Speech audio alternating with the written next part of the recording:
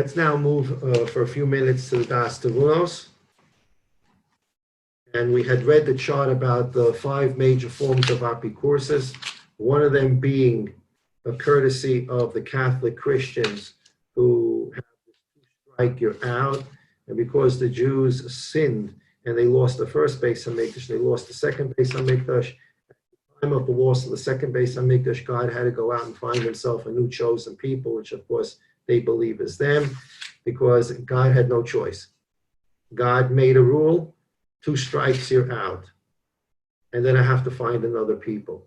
And this whole idea that God would have loved to help us, but he can't, or God had to find a new people, is something that contradicts our very basic emunah that God's not a human being.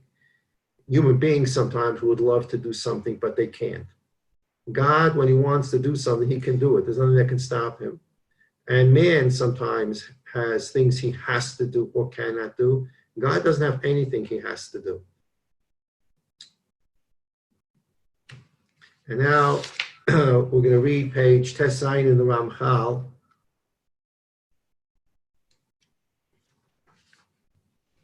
Bottom of Tesvav. Someone that believes in the yichud, the uniqueness of God, this yichud that we've been talking about. The yichud means, yichud for us right now, shlita. He's the only boss. He's the only sovereign. Nothing happens without him. And he does things when he wants, how he wants. Period. He's the sole shalit. So remember yesterday on the Ramchal's yard site, we said Tefillah 311 of the 515 tefillahs that the Ramchal wrote, and we saw on the page every tefillah starts with those words: Echad, Yachid, Umiyuchad. The only God, the unit, the perfectly unified God, and the unique God. It's a saying of the Ramchal: Echad, Yachid, Miyuchad. She'ein lo monea akev. There's nothing that can stop him or withhold him. Klal ve'ikka b'shum panim unam, page Tesayin b'shum tzad. Elohula Vadei Moshe Bakol. He's the only one that's the ruler. Lomi boy she'ein meshus negdo chas v'sholom. Certainly, there's no other God in heaven.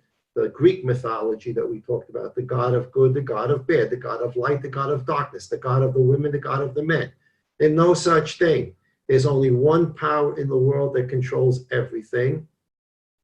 Elhu atzmo borei atov hara. God himself creates good. Now, this idea that God creates good and creates evil is something that the Ramchal will discuss later in the Sefer. It's not a discussion for today. God does not directly create evil. He creates directly good. Evil is sort of a byproduct of all different things. It's not a direct creation. But for us right now, the Ramchal is going to quote a pasuk in Yinakosav. It's a pasuk in Yeshaya.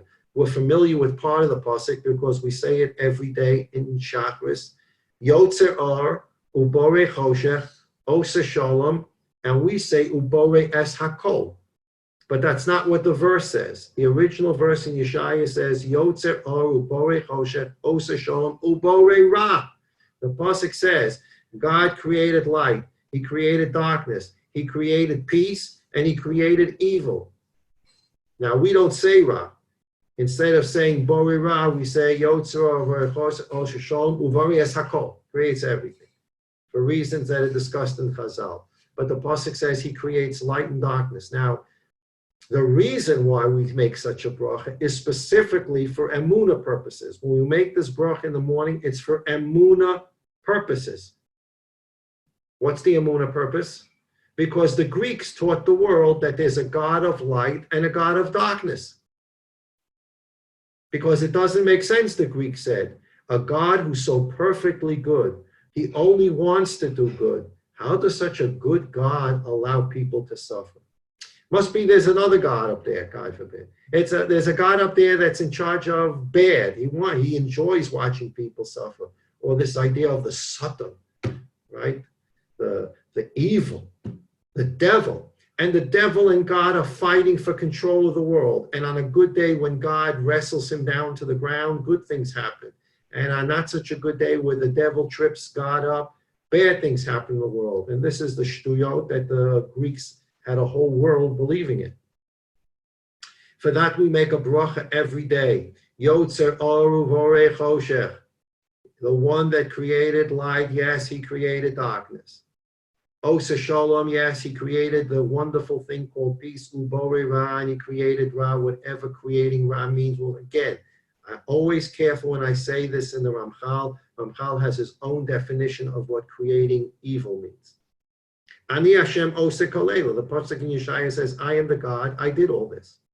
Shein Acher Tachtav Shilo Shlita B'olam. There's nobody beneath God that has any power in the world. So when we talk about malachim, when we talk about all these things, this is the way God set up the world. We talked about that very early on in the Daas Tevunos. We'll try to summarize that in a minute because it's a very important concept. And perhaps we can use a little current events to help us understand here. I see there's a question at the bottom of the screen. No, there won't be a parsha sheet. We'll just talk about the parsha.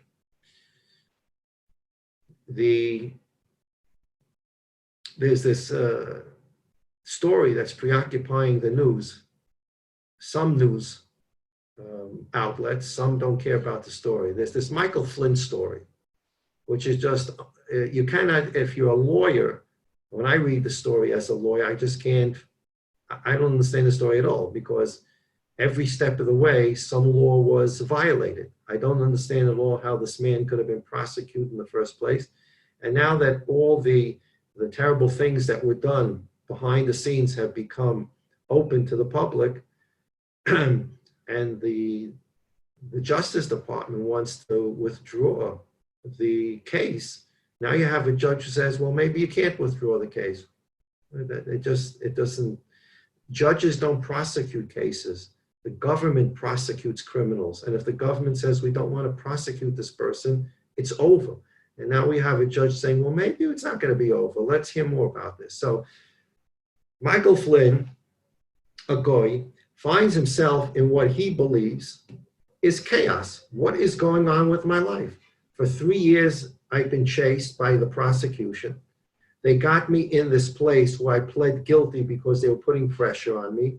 And now all the truth is coming out, the dirty emails, the dirty memos. We know what has happened to me in the last 3 years. And now I want to get out of this, and the judge says you still can't get out of this. What is going on here?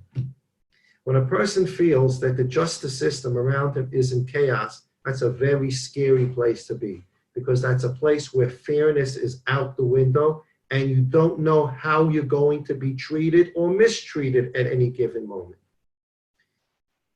The purpose of understanding the way God runs the world through the Daas Tevunos is to help us understand that there's a method to the system here.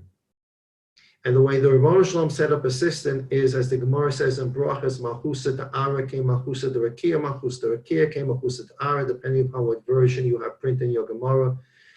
The way the justice system runs on planet Earth is a microcosm. The way it should run on Earth is a microcosm of the way it runs above. Why? Because this way we can understand it. People need to understand the system in which they're being judged. If you don't understand the system, you don't know if you're being thrown off a cliff, mistreated, you don't understand if it's a fair system. So Rebbeinu Shalom wants us to understand with our human knowledge that there's a system in heaven that you can understand as a human being that's a fair system. So therefore we have all these Gemaras that talk about the Kategar, the Sanegar, there's a prosecuting angel, there's a defense angel. What does this mean? God's running a court, God doesn't know what to do. He knows what to do, but yes, he's running a court. So that this way because that's the kind of system we can understand. I understand I did something, someone's going to prosecute me. But I also have the opportunity to have someone defend me and explain what I did, or say I never did it, or explain the circumstances. And that's a system we understand with our little human brains. That becomes a fair system. You say what you want to say, I'm going to say what I want to say, let the judge decide. And so the Rebbeinu Shalom allows us to understand how he runs the world through, instead of understanding God as the ultimate dictator, he does what he wants, which he does what he wants when he wants, but he does it, ein lo monea, that's the shalit, but he does it through a system that we can understand. At the end of the day, he's going to do what he wants to do, how he wants to do it, and when he wants to do it, but he created a system. So therefore, we have all these chazal. The prosecuting angel said this, and the defense angel said this, and God decided this. That's a system as human beings we can understand. So the Ribono Shel Olam, although he created a system of angels, these angels do not have independent power. דהיינו שאין שום שר ולא שום כוח שני כמו שחשבו עובדי עבודה זרה. Okay. We'll stop here. We'll continue with this yichud concept and a very, very important note of Rav Friedlander. It's a comment at the bottom of page Tezayin number 7, which will put this whole thing into focus about how God doesn't have to observe any rules because he makes the rules, and when he wants to, he can live by the rules or he cannot live by the rules. He's not a mukhrach. And it's for that reason that the Christians and the Catholics are absolutely wrong. God doesn't have to forsake the Jewish people. He can forgive them when he wants. There's no 2 strikes and you're out. And if you don't have that emunah, that God has the ability to forgive under any circumstances, you're going to have trouble with your emunah and trouble with dealing with the outside world.